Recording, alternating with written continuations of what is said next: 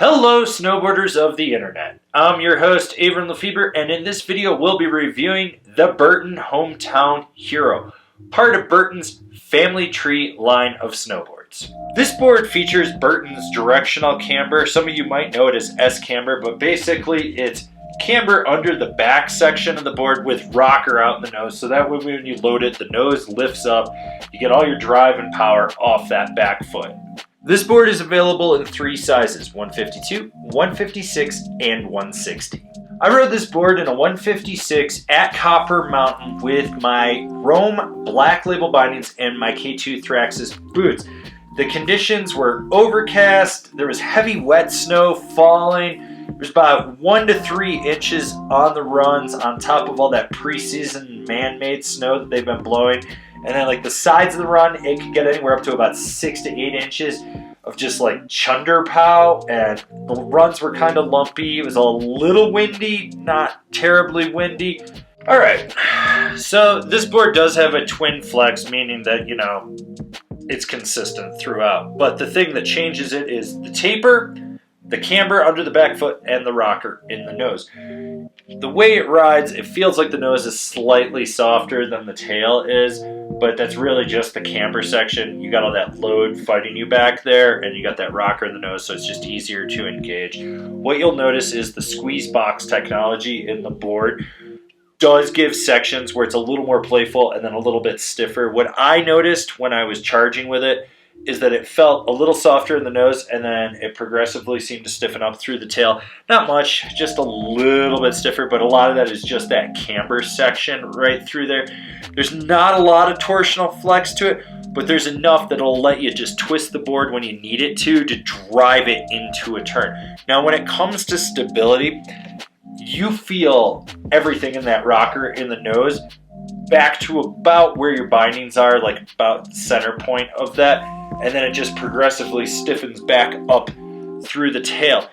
What I will say is this board is a very lively board. It is not very damp. You will feel everything underfoot with this board. So especially with that rocker in the nose, your front foot takes the hammering. You feel it in your knee and everything, where it's a little more stable under the back foot. In really rutted out terrain, this board just kind of skips over everything instead of pushing through it. So you get like that constant whacking and slapping of the board hitting it. You're going to feel it in your knees and ankles. Like I said, it's a very lively board, not a very damp board. When it comes to popping, snapping, ollieing with this board, it all comes off the rear foot because it's got that directional camber. So you load it up and it pops, and it does take a little bit more to load up to get it to snap.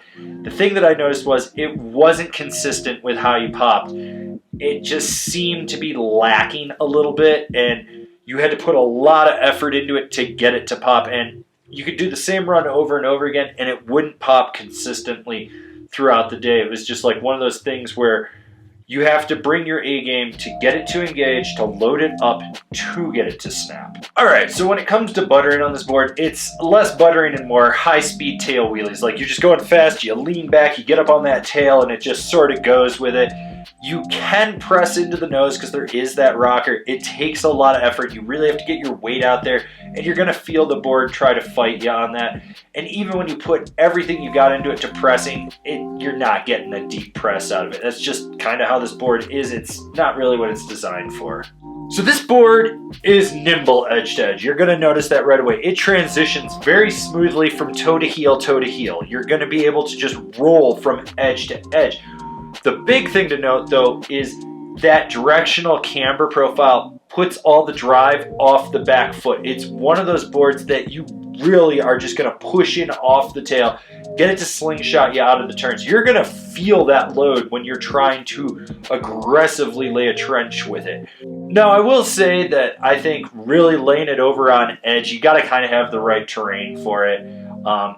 I just felt that when I was getting into like really choppy stuff, it would grip and hold, but I couldn't get it over as far as if I was on something that was a little more groomed. That's kind of an obvious statement. We all know that if it's perfectly groomed, you're not going to have a problem with it. So on ice, this board actually gripped really well, and I was riding a lot of that preseason snow where it scraped off, and even though it was snowing, we hadn't seen snow in almost 2 weeks before I tested this thing out, and it would just stay on edge on ice. It didn't feel like it was going to wash out. It didn't feel like it was going to buck me. The only thing is, it does tend to be a little hooky under that front foot when you're engaging it with your weight more forward. You'll notice if you really go into a hard carve and really drive into it, it'll just get a little twitchy. It's not anything that's crazy that's going to buck you or anything. Just seem to happen from time to time, so just be aware of that. So who is this board for? It's definitely for the guy that wants to charge hard, lay a turn. He's going to get in the trees, needs something that's a little nimble, something they can throw around, but it's going to have some rebound in it and be very lively. So this board's nimble where it counts. It's aggressive everywhere else. Was it the worst snowboard I rode? No. Was it the best snowboard I've ridden in this category? No, it's somewhere in middle of the pack. It didn't blow me away, but it wasn't underwhelming, to say the least. You do have to be a little more aggressive. Bring your A game with it. It is a bit of a charger. You want to make sure that you're really pushing into that camber zone, really driving it off the tail through turns.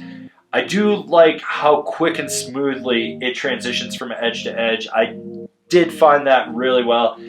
And the edge hold, the grip on ice was amazing on this board, which is surprising because when you look at it, it doesn't really look like it's got anything going on there, but there is technology in that side cut that's helping it grip.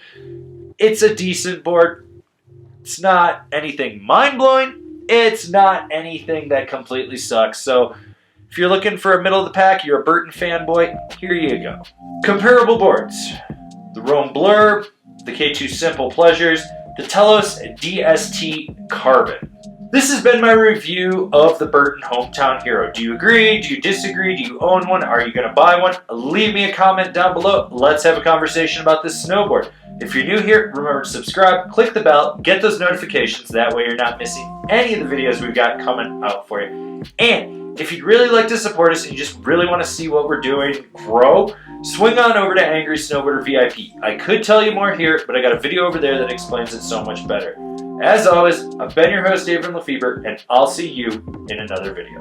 Before we start this review, I want to give a huge shout out to Underground Snowboards here in Breckenridge, Colorado for hooking me up with this board and making it possible for us to do this review. So if you're coming to Breckenridge, Colorado, swing into the Underground right on Main Street, right next to Flipside. Tell them Avran sent you. Go in, buy some stuff, demo some boards. Just do it, people. Just do it.